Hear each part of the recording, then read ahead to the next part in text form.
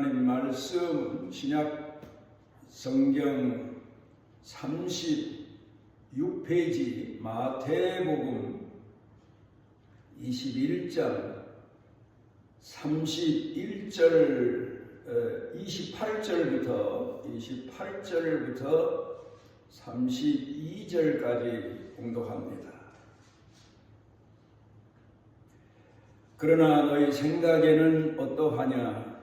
어떤 사람에게 두 아들이 있는데 맏아들에게 가서 이르되 예 오늘 포도원에 가서 일하라 하니 대답하여 이르되 아버지 가겠나이다 하더니 가지 아니하고 둘째 아들에게 가서 또 그와 같이 말하니 대답하여 이르되 실소이다 하였다가 그 후에 뉘우치고 갔으니 그 둘 중에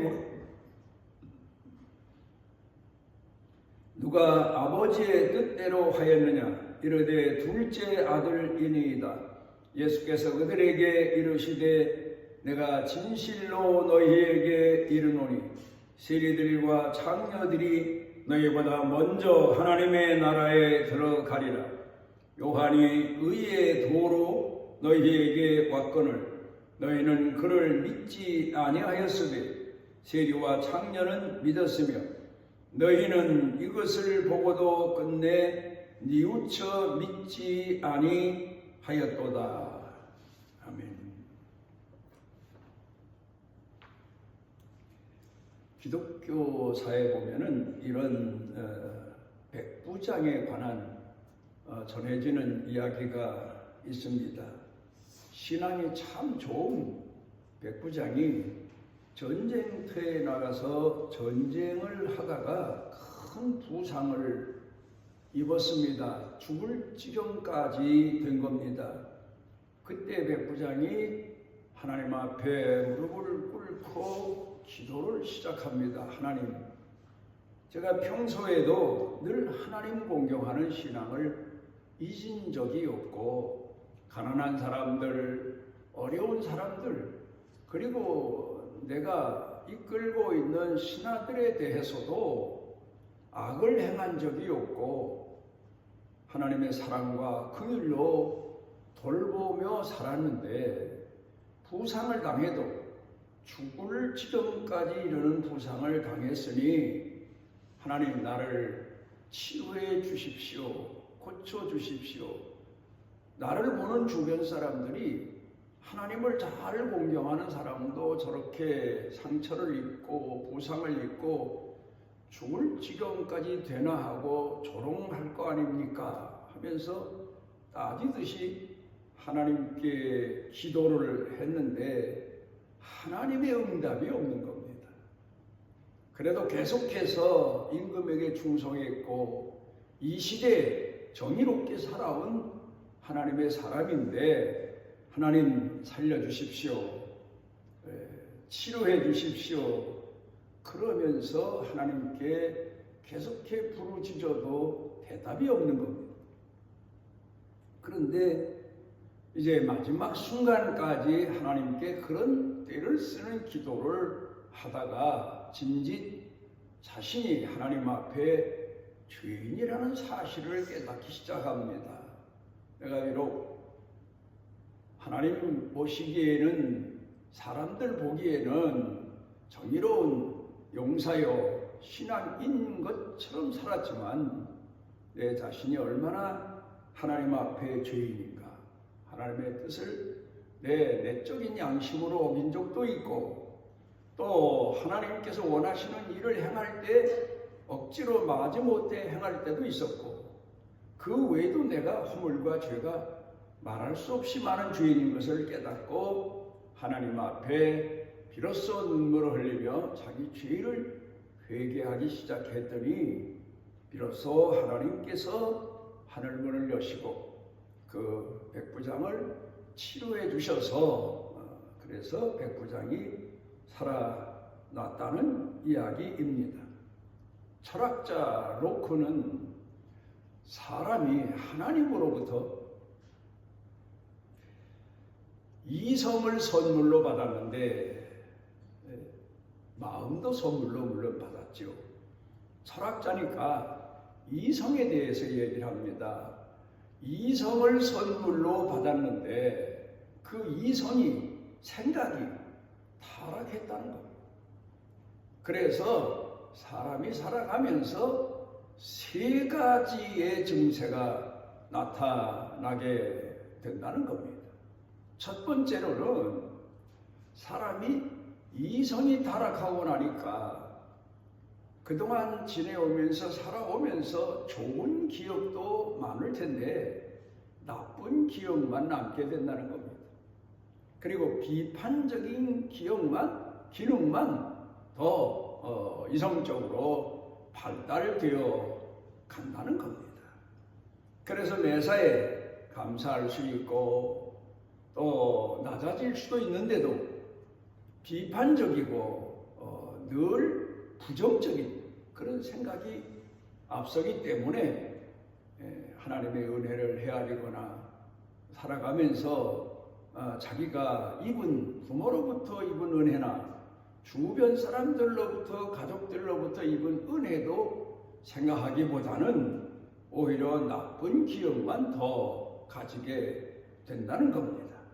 그 다음에 두 번째로는 이성이 타락하고 나니까 고집만, 자기 주장만 제일로 생각하고 주장하는 그런 사람이 되고 만다는 겁니다. 그러니까 매사에 자기가 옳다고 생각하는 그런 사람으로 살아가게 된다는 겁니다. 그 다음에 세 번째로는 그러다 보니까 항상 어두운 생각에 사로잡혀서 미래도 어둡게 보는 겁니다. 안 되는 쪽으로만 봅니다. 가능하지 않은 생각만 하게 된다는 겁니다. 그래서 사람은 어렸을 때부터 이 사실을 알고 자기 자신도 그렇거니와 자녀 교육에 있어서도 선한 일을 가르쳐야 되고 선한 은혜를 기억하도록 반복해서 일러줘야 되고 또 습득되도록 훈련시켜야 된다. 이걸 이야기하고 있습니다. 그러니까 선이라고 하는 것은 어렸을 때부터 훈련되고 습득되고 가르쳐지지 않으면 결코 그 사람이 선한 사람으로 살아갈 수 없게 되고 비판적인 사람, 고집만 부리는 사람, 매사에 부정적인 사람, 이런 사람으로 살아갈 수밖에 없다는 겁니다. 그게 인간이라는 겁니다. 그래서 성경 가운데서 말씀하고 있는 내용들을 돌아가 보게 되면 하나님의 자녀들을 어렸을 때부터 가르치고 훈련해야 되는데 그것만 가지고는 하나님의 자녀로 신앙교육이 훈련이 되지를 않아서 하나님께서 사건을 통해서 고난을 통해서 역경을 통해서 훈련시키시고 연단시키시는 방법을 사용하시게 된다는 사실을 성경 곳곳에서 우리에게 교훈적으로 가르쳐주고 있습니다. 유명한 작가 해밍웨이가 이런 얘기를 했습니다. 사람은 부서지지 않으면 결코 빛이 내 쪽으로 들어올 수 없다. 그게 인간이다. 그 말은 고난과 역경과 실패를 당해야만 비로소 하늘의 빛을 볼 수 있게 된다는 겁니다.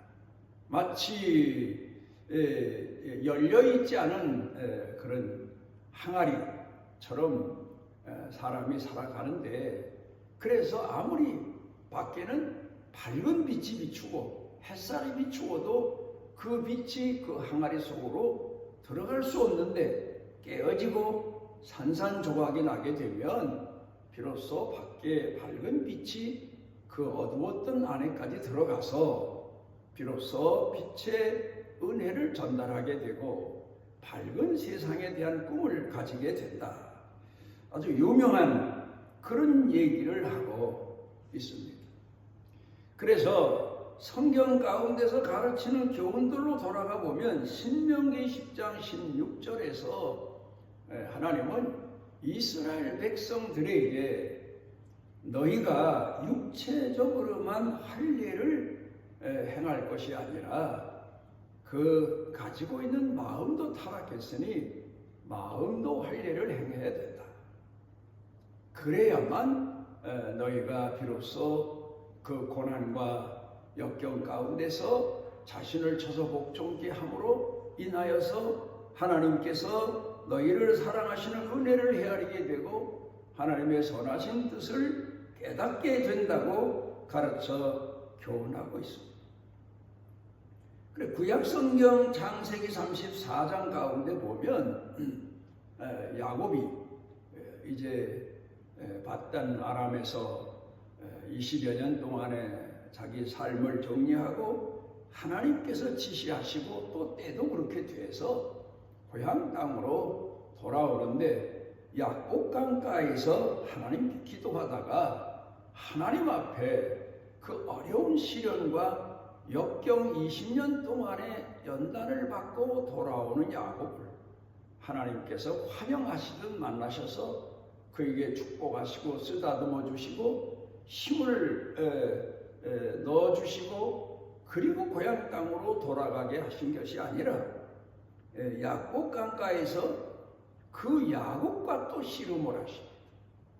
그러니까 우리가 다시 생각해 보면 하나님께서 야곱이 그 20년 동안의 고난과 역경을 통해서도 깨어지지 않은 게 있고 부서지지 않은 게 있어서 그걸 마저 부수고 마저 깨트려 놓기 위해서 하나님이 야곱과 또 씨름을 하십니다.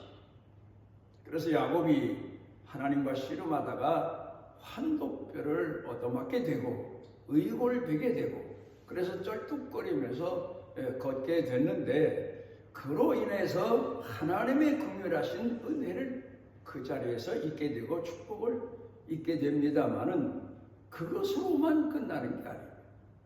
우리 믿음을 가진 성도들이 살아가면서 고난이 한 번만 있는 게 아니에요. 연속적으로 계속해서 고난이 있으면 왜 그럴까?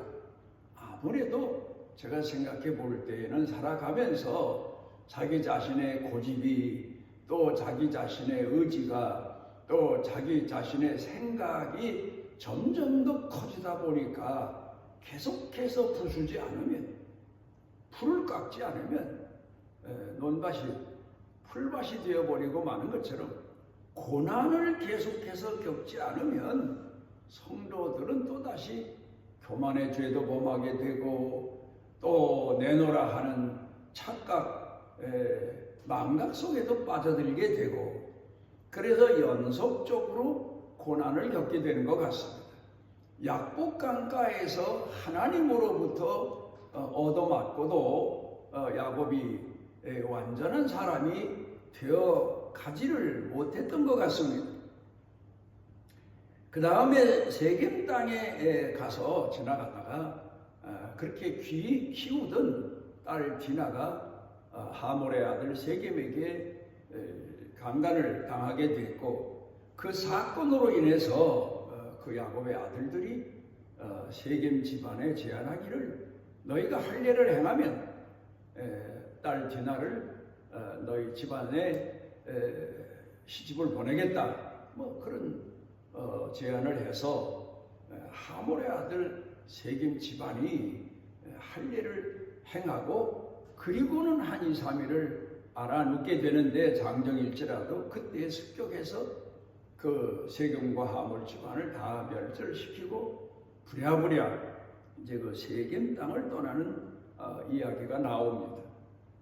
그러니까 할례라고 하는 것은 육체적인 고통을 갖게 되고 할례를 한번 행하면 지금은 의술이 좋아서 그렇지는 않지만 옛날에는 그 방식이 옛날식이라서 사람이 남자들이 할례를 행하면 2, 3일은 몸져 누워야 되는 것 같습니다.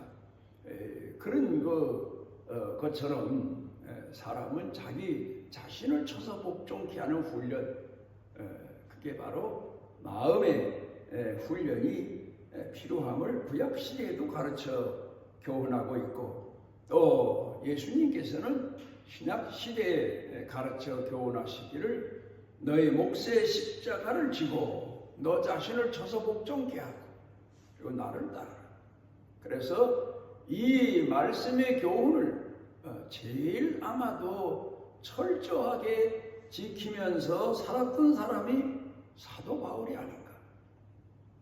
자기 자신을 쳐서 복종케 하고 자기 자신이 하나님 앞에 그 엄청난 죄인임에도 부름을 받고 하나님의 사람이 됐는데도 그 은혜를 아마도 복음 전하면서 또 사람들이 돌아오는 자기 설교를 듣고 감동하는, 또 자기가 행하는 기적을 통해서 치료받는 일들을 보면서 또다시 아마도 그 속에 숨어있던 육의 사람의 욕망이 자라갔던 것 같습니다.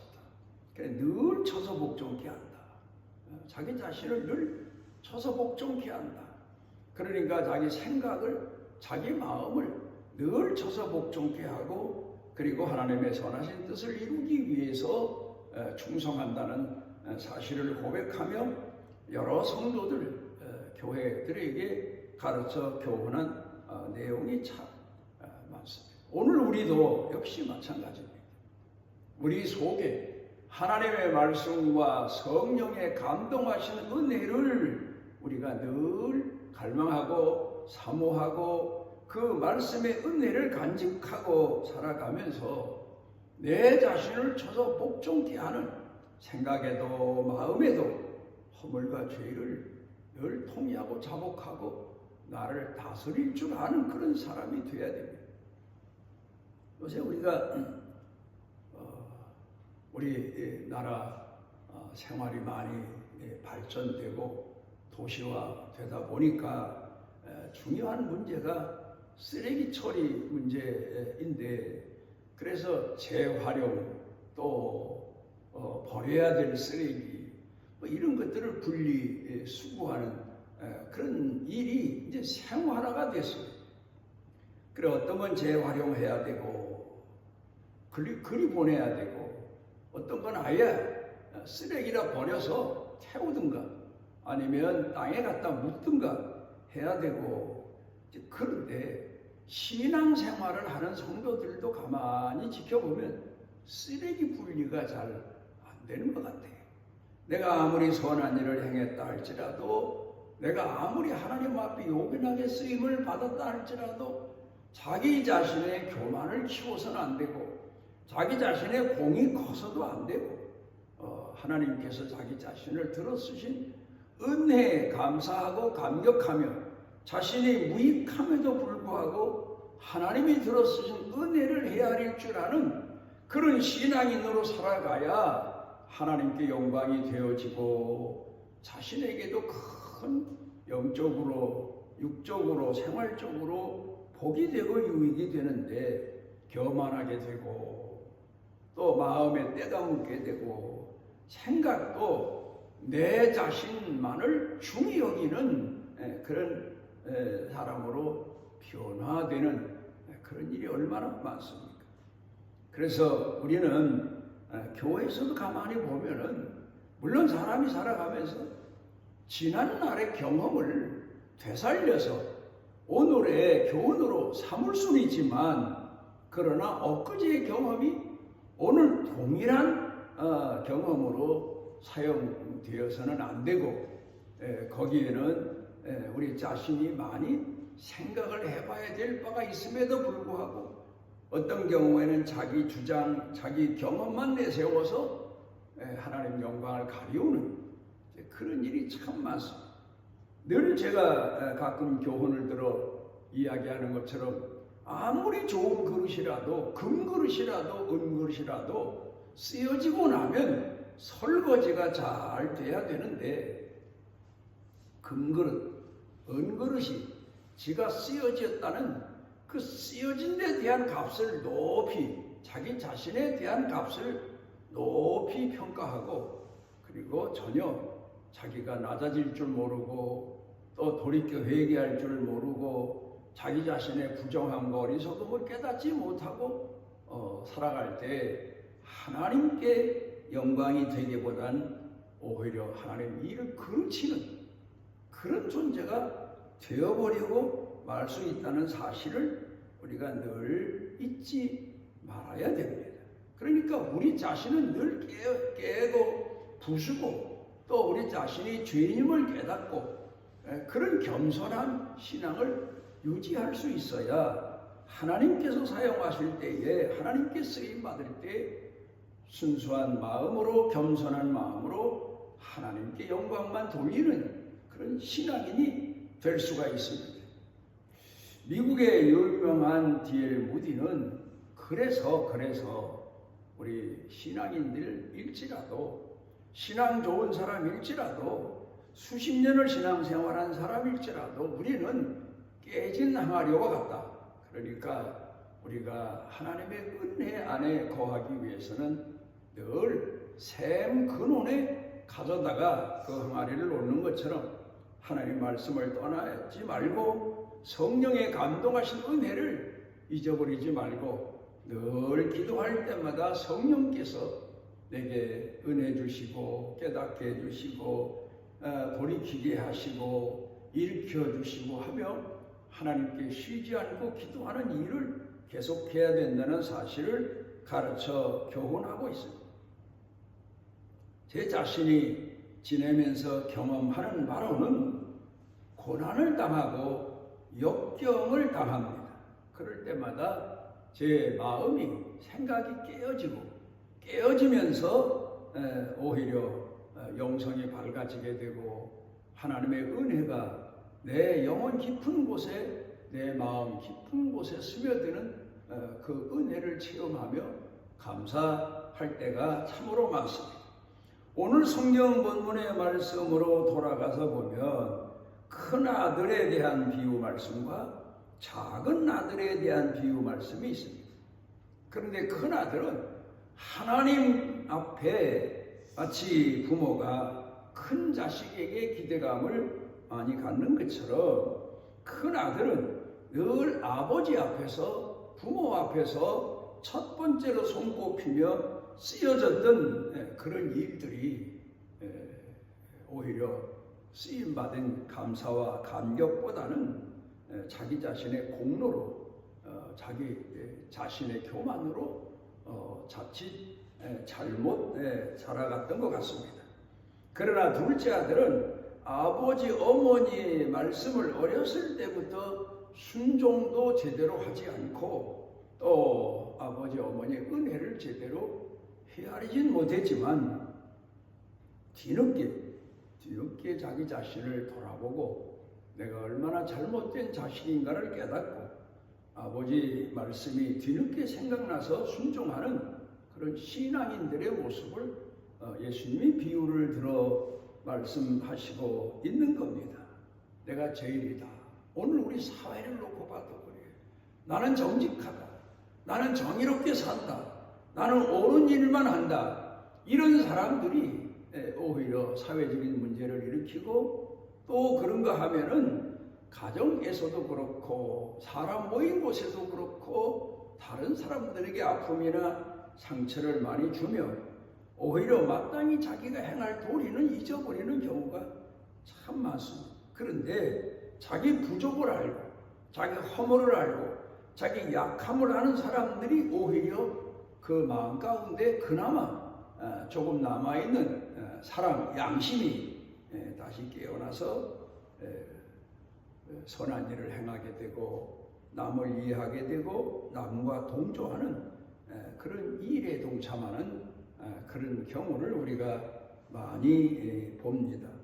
누가복음 19장 1절로 19절에 보게 되면 예수님 당시에 의롭다고 자기 자신들을 죽여 세우고 또 사람들 앞에서 광고하다시피 하는 종교인들, 바리새인들, 서기관, 레위인 이런 사람들보다 죄인인 사람들, 세리, 오늘 성경 본문에 기록되어 있는 천박한 사람들 이런 사람들 마음 가운데는 오히려 화인 맞은 종교인보다 선한 양심이 살아있어서 자기 부족을 알고 자기 죄를 알고 남에게 준 상처를 아파할 줄 아는 그런 마음이 있어 갈등하며 예수님을 멀리라도 진정한 마음으로 보기 위해서 예수님 가시는 길목에 나무 위로 올라가서 예수님을 보다가 부름받은 삭개오 이야기가 나옵니다. 오늘 우리는 이 시대를 살며 오늘 이 시대의 문제가 뭡니까? 사회 혼란이 뭡니까? 정치 세계 문제 혼란이 뭡니까? 다 자기네가 정의롭고 의롭고 선한 사람이라고 홍보만 했고 실질적으로는 그런 일을 행하지도 못하면서 사회와 국가와 나라, 민족을 혼란케 하고 아프게 하는 사람들이 얼마나 많습니다. 이제 우리 자신을 돌아보고 이런 시대를 살며 우리도 남을 비판하고 욕하고 내가 옳게 산다고 주장할 게 아니라 우리 자신을 돌아보고 그리고 우리 자신의 부족함을 알고 겸손한 마음으로 하나님을 공경하는 신앙인으로 이 시대를 살아가는 삶의 분별이 있게 되기를 바랍니다. 우리를 오늘도 사랑하셔서 주 앞에 모으신 하나님, 우리에게 우리 자신을 돌아볼 줄 알고 허물을 헤아릴 줄 알고 겸손히 낮아져서 하나님의 선하신 은혜를 헤아리고 응답하는 신앙인으로 사는 복을 더하여 주시고 이 나라 이민족 모든 사회 사람들까지도 한결같이 자신들을 돌아볼 줄 아는 나라와 민족이 되도록 깨닫는 은혜를 더하여 주옵소서. 예수님 이름으로 기도드리옵나이다. 아멘. 이스라엘의 하나님 여호와께서 그 날개 아래 보호를 받으러 온 내게 온전한 상 주시기를 원하노라.